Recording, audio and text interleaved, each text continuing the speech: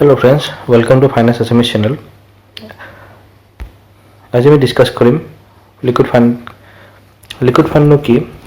ইয়াৰ সুবিধা কি কি আছে, এফডি লগত ইয়াৰ তুলনা কি, আমি ক'ত খুলিম লিকুইড ফান্ড, কেনেকৈ সিলেক্ট কৰিম ফান্ডবোৰ, ইয়াৰ খৰচ আৰু ইয়াৰ টেক্সটো কেনেকুৱা হয় আৰু ইয়াক কেনেকৈ উইথড্ৰ কৰিম। গতিকে ভিডিঅ'টো সম্পূৰ্ণকৈ চাব যাতে কোনো পইণ্ট মিছ হৈ নাযায়। আমাৰ সেভিংছ একাউণ্টত টকা এনেই পৰি থাকে, তাত আমি বছৰি 3% ইণ্টাৰেষ্ট পাওঁ। SBIটো আজিকালি 2.70হে ইণ্টাৰেষ্ট দিয়ে। যদি আমি সেইখিনি টকা লিকুইড ফাণ্ডত ইনভেষ্ট কৰোঁ, সেভিংছৰ ইণ্টাৰেষ্টতকৈ আমি ডাবল ইণ্টাৰেষ্ট পাওঁ, 6 পৰা 8% পাওঁ। এতিয়া লিকুইড ফাণ্ডনো কি জানো আহক। লিকুইড ফাণ্ড এটা debt mutual fund. Mutual fund দুটা ভাগত ভাগ কৰা থাকে, এটা হ'ল ইকুইটি মিউচুৱেল ফাণ্ড অৰ্থাৎ শ্বেয়াৰ মাৰ্কেট, আৰু এটা ডেট মিউচুৱেল ফাণ্ড। লিকুইড ফাণ্ডত ফিক্সড ইনকাম ছিকিউৰিটিছত যেনে government securities, treasury bill, call money এইবোৰ ইনভেষ্ট কৰে। এইবোৰ ছিকিউৰিটিজৰ 1 পৰা 91 ডেইজ মেচিউৰিটি থাকে। 91 ডেইজ মেচিউৰ হ'লেও আপোনাৰ ইনভেষ্টমেণ্ট চলিয়ে থাকে। ফাণ্ড মেনেজাৰে এটা ছিকিউৰিটিজৰ মেচিউৰিটি হ'লে নতুন ছিকিউৰিটিজ আকৌ কিনি লয়, এনেকৈয়ে আপোনাৰ ফাণ্ডটো চলি থাকে। আৰু উইথড্ৰ কৰিব গ'লে ৰিটাৰ্ণছ লিকুইড ফাণ্ডৰ পৰা যিখিনি পইচা জমা হ'ল আপুনি উইথড্ৰ কৰিবলৈ লিকুইড ফাণ্ডত উইথড্ৰ ৰিকুৱেষ্ট দিয়াৰ 1 বা 2 দিনৰ ভিতৰতে আপোনাৰ একাউণ্টত সোমাই যায় ছেভিংছ একাউণ্টত। ইয়াৰ সুবিধাখিনি কি পাওঁ, ছেভিংছ একাউণ্টত আমি যিখিনি পাওঁ তাতকৈ লিকুইড ফাণ্ডত আমি বেছিকৈ পাওঁ। ইয়াক সহজে উইথড্ৰ কৰিব পাৰি, অৰ্থাৎ লিকুইডিটি ইয়াৰ বেছি। একো লকিং পিৰিয়ড নাথাকে। 7 দিনৰ পিছত যদি আমি ওলাওঁ এক্সিট ডেট নাই, আৰু যদি 7 দিনৰ আগত ওলাওঁ একটা নমিনেল চাৰ্জ থাকে এক্সিট ডেট বুলি, সেইটো আমাৰ থাকে। আৰু এইটো যিহেতু আমাৰ শ্বেয়াৰ মাৰ্কেটত একো লেনদেন নাথাকে, অৰ্থাৎ একো লিংক নাথাকে, তো এই একো আপ ডাউন হোৱাৰ একো ভয় নাথাকে।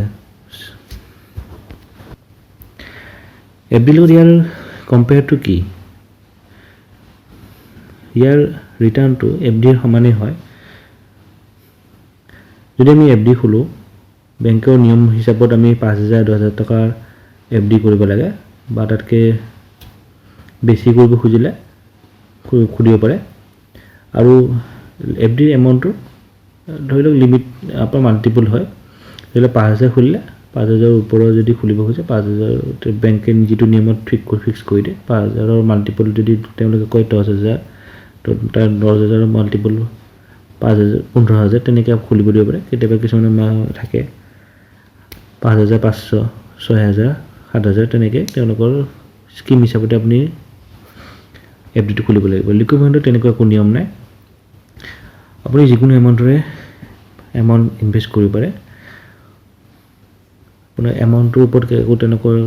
ফিক্স নাথাকে। আপুনি যিকোনো এমাউণ্ট হ'লে 5,200, 5,100, 5,012 টকা, 5,010 টকা, আপুনি যিকোনো এমাউণ্ট ইনভেষ্ট কৰিব পাৰে। আৰু আপুনি যেতিয়া মন যায় তেতিয়াহে আপুনি ইনভেষ্ট কৰিব পাৰে। ধৰি লওক আজি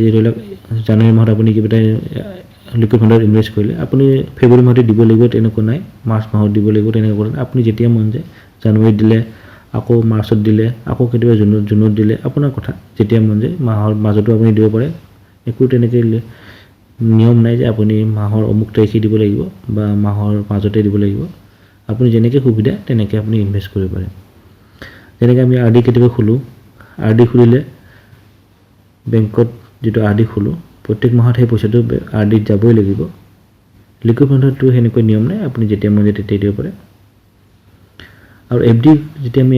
খোলোঁ তেতিয়া আমি নতুন এফডি খুলিলেও আপুনি ধৰি লওক আজি যদি এটা নতুন এফডি খুলিলে 5,000 টকা, আকৌ নতুন এটা এফডি এমাউণ্ট এটা পালে আপুনি সেইটো যদি খুলিব খোজে সেইটো নতুন এফডি হ'ব, আগৰ এফডিৰ লগত সেইটো লগ নহয়। এফডি এমাউণ্টটো বেলেগ, যিমানে খুলিব এফডি সিমানটা এফডি আপোনাৰ জইন হৈ গৈ থাকিব। ধৰি লওক এটা 5,000 খুলিলে আকৌ 10,000 খুলিব খুজিলে আকৌ নতুন এটা এফডি হ'ব। এনেকৈ এফডিৰ কোৱাণ্টিটিটো বাঢ়ি গৈ থাকিব আপোনাৰ। লিকুইড ফাণ্ডত তেনেকুৱা নহয়, আপুনি যিটো ইনভেষ্ট কৰিব সেইটো পইচাই আপোনাৰ জমা হৈ থাকিব। ধৰি লওক 10,000 আপুনি এবাৰ দিছে, তাৰপিছত যিটো আপুনি আকৌ 500 দিছে বা 2,000 দিছে বা 1,000 দিছে, সেই 10,000 লগতে এড হৈ গৈ থাকিব। এক্সট্ৰাকৈ নতুন ফাণ্ড খুলি গৈ নাথাকে। আৰু ধৰি লওক আপুনি এফডি কেতিয়াবা ভাঙিব খুজিছে, আপোনাৰ পইচা দৰকাৰ হৈছে তেতিয়া আপুনি কি কৰিব এফডিটো ভাঙিব লাগিব যদি আপোনাৰ ধৰি লওক 1 লাখ টকাৰ এফডি এটা কৰিছে আপোনাক 10,000 টকা লগা হৈছে এতিয়া আপুনি 1 লাখ টকাৰ এফডিটোৱে ভাঙিব লাগিব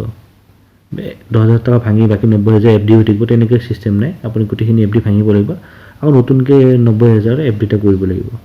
সেই এফডিটো ভাঙাৰ কাৰণে আপোনাৰ মেচিউৰিটি ভিতৰত নাৰাখাৰ কাৰণে পেনাল্টি কাটি দিব আৰু যেটো বেংকে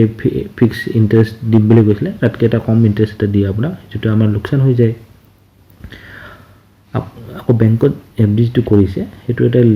সুবিধা আছে যে বেংকত এফডি কৰিলে ডাঙৰ বেংকত এফডি কৰিলে এইটো পইচা মাৰা নোযোৱাৰ চান্স থাকে যেহেতু বৰ্তমান এতিয়া পিএমচি বেংক বা ইয়েছ বেংকৰ যেটো ক্ৰাইচিছ আহিছিলে কেইদিনমান আগত তেতিয়া ভাৰত চৰকাৰে এপ্ৰিল 2020 পৰা সেভিংস একাউণ্টৰ ওপৰত বা আপোনাৰ যিখিনি জমা থাকে এফডি কৰিলে গোটেইখিনিৰ ওপৰত 5 লাখ টকা এটা ইনস্যুৰেঞ্চ বঢ়াই দিছে অৰ্থাৎ এই ইনস্যুৰেঞ্চ মানে হ'ল আপোনাৰ বেংকত সেভিংছত এফডিত বা কাৰেণ্ট একাউণ্টত মিলাই যিমানখিনি টকা আছে গোটেইখিনি সুদ আৰু মূল মিলাই 5 লাখ টকাৰহে ইনস্যুৰেঞ্চ আছে ধৰি লওক আপোনাৰ একাউণ্টত 10 লাখ টকা আছে গোটেইখিনি মিলাই বেংকটোত এটা বেংকত ধৰি লওক আপোনাৰ 10 লাখ আছে আপোনাৰ এফডি আছে আৰডি আছে সেভিংস আছে কাৰেণ্ট একাউণ্ট আছে গোটেইখিনি মিলি 10 লাখ টকা আছে তাৰে আপোনাৰ 5 লাখ টকাৰহে ইনস্যুৰেঞ্চ আছে আপোনাৰ 5 লাখ টকা বাকিখিনি আপোনাৰ ইনস্যুৰেঞ্চ নাই অকল 5 লাখ টকালৈকেহে ইনস্যুৰেঞ্চ আছে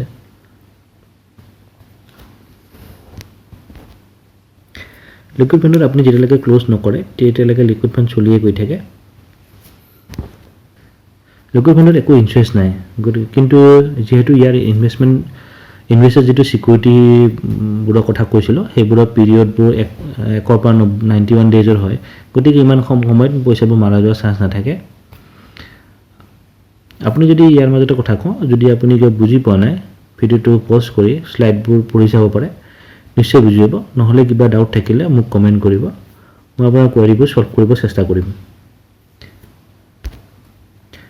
কোড খুলিব আপুনি লিকুইড ফাণ্ড আপুনি ঘৰৰ পৰা বহি আপুনি মোবাইলত আজিকালি এপ পায় প্লে ষ্টৰত ET Money Groww Kuvera Zerodha coin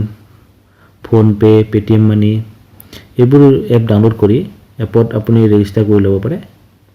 বা আপুনি মিউচুৱেল ফাণ্ডৰ যিকোনো ৱেবছাইট খুলি তাতো এই লিকুইড ফাণ্ডটো খুলিব পাৰে এপত আপুনি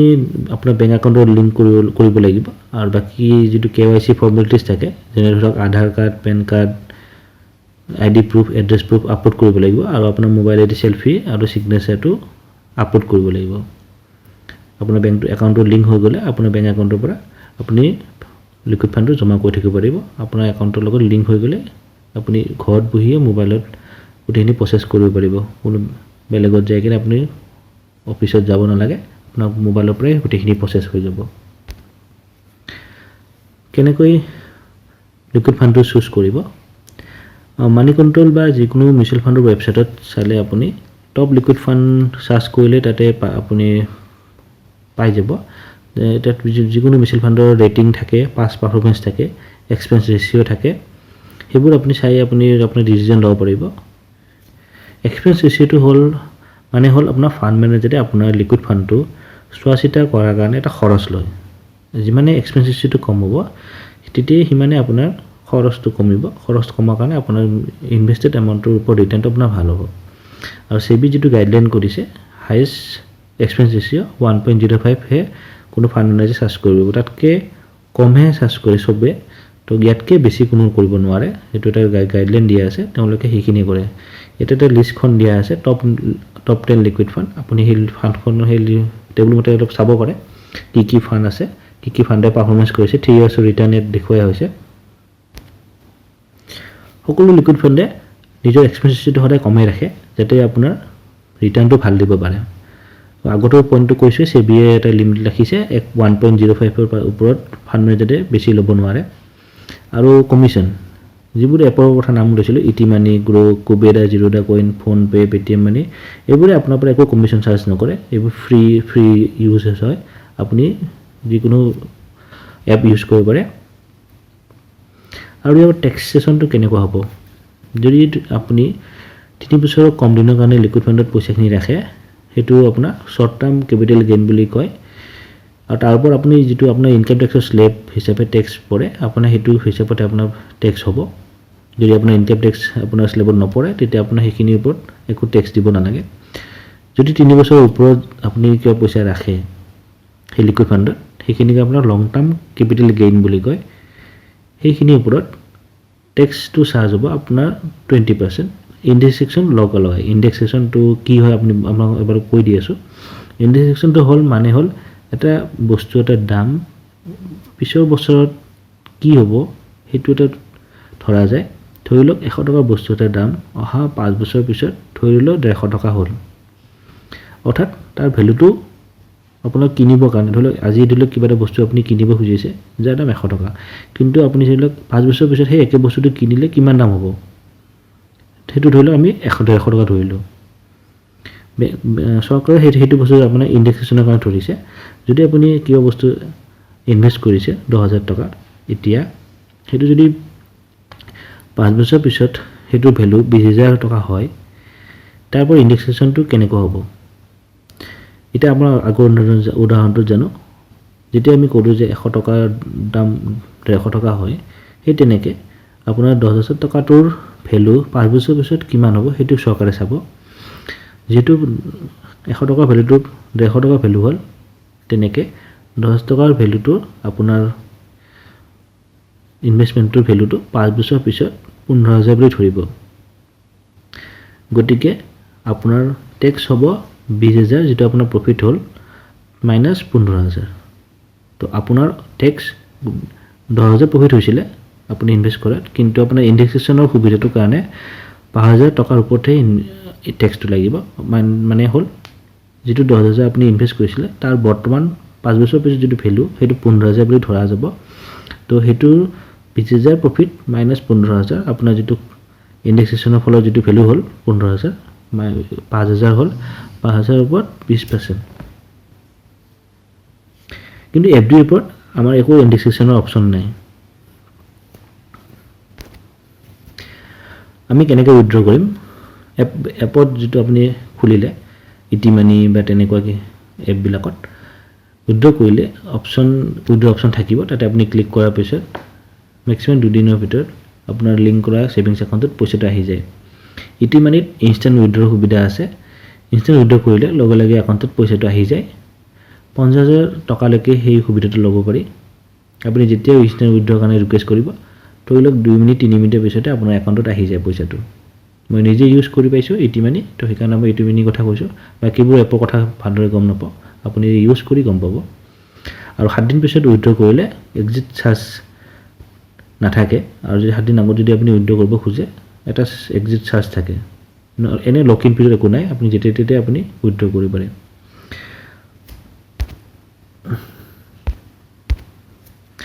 আশা কৰো লিকুইড ফাণ্ডৰ বিষয়ে আপোনালোকক বুজাব পাৰিছো কিবা ডাউট থাকিলে আকৌ কৈছো কমেন্ট কৰি দিব ভিডিওটো চাই ভাল লাগিলে লাইক কৰি দিব আৰু বন্ধুবৰ্গৰ মাজত অৰ্থাৎ ফ্ৰেন্ড সাৰ্কেলৰ মাজত শেয়াৰ কৰি দিব আৰু ফাইনেন্স আছামি চেনেলটো সাবস্ক্ৰাইব কৰি দিব আৰু কাষত থকা বেল আইকনটো টিপি দিব ধন্যবাদ